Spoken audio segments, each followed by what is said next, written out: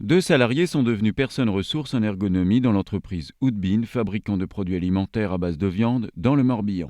La formation venait d'un souhait de l'entreprise. Donc il y a eu une annonce de mise par voie d'affichage. Je n'avais pas cette approche ergonomique, j'achetais du matériel sans prendre en compte différents paramètres. L'objectif de ce film est de comprendre le quotidien d'une personne ressource en ergonomie. La façon dont Isabelle Lepay et Philippe Cadoret ont pu mettre en place une démarche, l'importance de l'implication de tous pour que l'ergonomie et la recherche du confort de travail soient naturellement intégrées à l'état d'esprit de l'entreprise et de manière pérenne. Moi, je fais partie d'une équipe, donc moi je travaille toujours avec les mêmes personnes. 80% des demandes du CHSCT étaient donc pour la maintenance. J'avais donc un besoin de connaître cette démarche ergonomique. Et du coup, j'ai beaucoup plus de contact maintenant avec les filles, les opératrices que je n'avais pas avant, que je ne connaissais pas. À partir de ce stage avec Isabelle, j'ai compris aussitôt que c'était aussi une écoute du personnel et non travailler simplement sur une machine avec des contraintes de vitesse et de production. Donc l'écoute de la personne, pour moi, je pense que je ne l'avais pas assez. On se rend compte que c'était souvent l'aspect humain qui était, entre guillemets, délaissé. Ce qui était déterminant, bien entendu, ça a été la prise de conscience collective.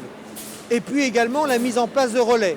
On a 2 personnes volontaires se sont emparées du problème, Philippe Cadoret et Isabelle Lepay. Et objectivement, je crois qu'ils ont fait un très grand travail de dialogue, de compréhension et de retour vers l'encadrement et la direction qui a permis de mettre en place des mesures concrètes, pratiques.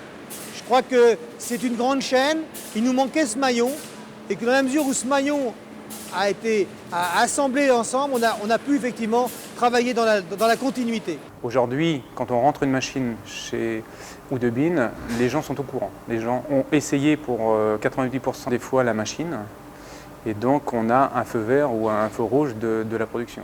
On est devant une machine qui est une plieuse à viande. On avait une demande du personnel pour des gestes répétitifs. On avait des tendinites au poignet, des demandes au niveau du personnel pour améliorer cette ligne. On a développé une machine qui vient donc plier la viande.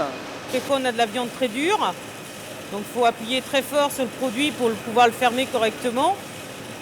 Donc c'est vrai que les poignets, les épaules, ça ramasse. Hein.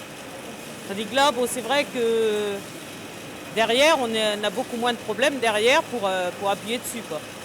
Et donc, il n'y a pas eu de suppression de personnel sur la ligne non plus. Hein. Quand j'ai fait mes premiers tests, une des premières réflexions du personnel, ah ouais, tu veux mettre de la plieuse pour supprimer du personnel, pour enlever une fille, pour faire de la productivité. Ah, je dis non, moi je suis pas là pour ça, moi je suis là pour essayer de vous soulager, quoi. Et en fin de compte, maintenant qu'elle est bien au point, après plusieurs interventions de la maintenance, les filles ne veulent plus s'en passer, quoi. Ils apprécient cette facilité de travail. Votre travail avec la maintenance, ça a été difficile pour vous de les convaincre J'ai mis du temps à aller le voir parce que je ne savais pas par quel bout commencer. Et puis après, c'est parti. On a réuni le responsable de l'atelier fritage, ici par exemple, Philippe, moi. Et puis j'ai énuméré tous les problèmes que les filles m'avaient parlé, ce que j'avais vu qui ne les choquait pas parce qu'elles sont tous les jours dedans. Qu'est-ce qui a été le plus difficile pour vous dans ce projet? C'est la longueur de la mise en place, la mise en application. Parce que les gens ils sont en attente. Quand est-ce que ça va être fait? T'as vu ça? T'as pas oublié ça? C'est assez satisfaisant parce que on voit qu'il y a eu du concret, il y a eu des modifications faites. Le personnel est satisfait par ces modifications. Ils nous le disent. D'autres personnes maintenant viennent nous voir. Ils attendent qu'on fasse quelque chose qui les soulage des douleurs aux épaules, des douleurs aux poignets ou du dos. Et c'est impressionnant ce qui a été fait en un an.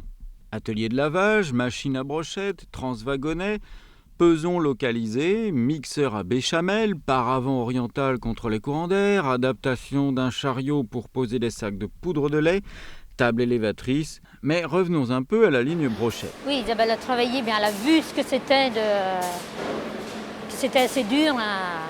J'ai passé du temps à les questionner au départ avec le questionnaire OSHA. On s'est aperçu que le score était très élevé, donc les filles se plaignaient que c'était dur à pousser et qu'elles étaient assez fatiguées Oui, à la fin de la c'est sûr journée. que, La dernière heure était pénible. On a demandé aux responsables d'atelier de carrément réunir le personnel dans une salle et pendant 20 minutes, une demi-heure, vous nous avez expliqué, tout remis à plat, tout ce qui va, tout ce qui ne va pas, quoi. Jusqu'à l'acheminement des bâtons au magasin, quoi. Tout a été revu, tout ce qu'il y a besoin. On est rentré très loin dans... c'est des choses qu'on ne voit pas. On est tellement habitués tous les jours à voir un bac de viande, un bac de bâton. On ne s'imagine pas qu'il faut tout organiser. C'est un travail de préparation en amont. En matière de TMS, il y a des facteurs qui sont, je voudrais dire, extérieurs. Il y a des facteurs psychologiques. Il y a également, il faut bien reconnaître, des évolutions dans le travail liées aux commandes, liées aux cadences, qui sont de nouvelles problématiques. Et à ce niveau-là, je ne pense pas que la direction seule puisse remédier à quoi que ce soit. Alors on a vu, comme dans beaucoup d'autres entreprises, ces TMS monter dans l'entreprise. Et j'étais persuadé qu'on ne pouvait répondre seul à ce problème. Il fallait que tout le monde s'y mette.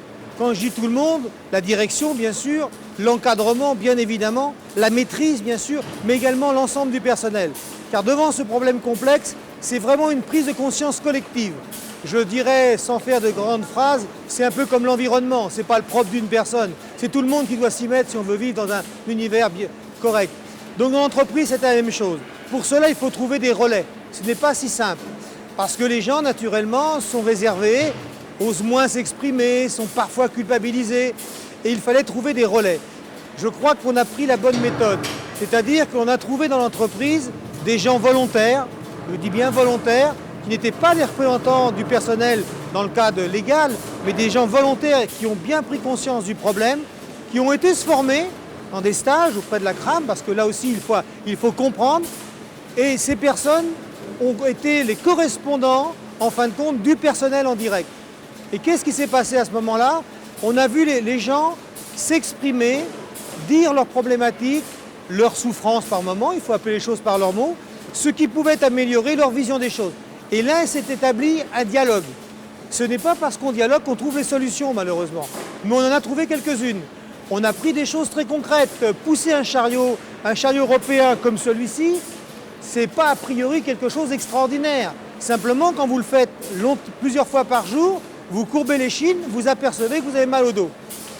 Alors, on a inventé un chariot pour transporter ces wagonnets. Donc, pour moi, la démarche, pourquoi nous l'avons démarrée, je pense, dans des conditions satisfaisantes, c'est qu'il y a eu une prise de conscience complète de l'entreprise et parce qu'il y avait dans l'entreprise des relais pour que chacun s'exprime, chacun écoute l'autre pour essayer de trouver les solutions.